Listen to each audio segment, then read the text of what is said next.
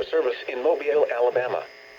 The preceding signal was a test of the NOAA Weather Radio Warning Alarm device for stations K East C61 Mobile, K East C86 Milton, WWF 55 Jackson, KIH 59 Dozier, WNG 646 Brooklyn, WNG 640 Leakesville, and WNG 607 Greenville.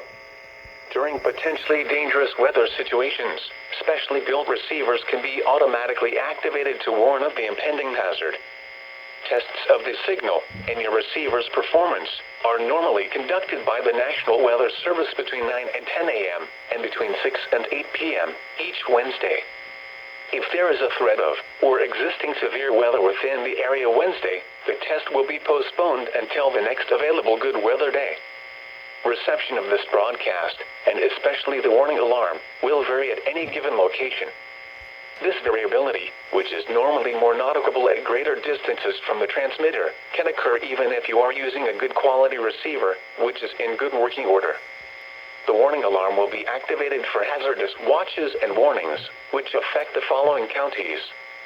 In Mississippi, George, Greene, Jackson, Perry, Stone, and Wayne.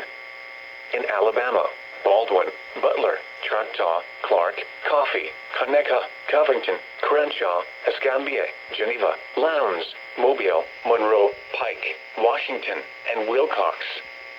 And in the Florida Panhandle, Escambia, Okaloosa, Santa Rosa, and Walton. This has been a test of the NOAA Weather Radio Warning Alarm device. We now return you to our normal program.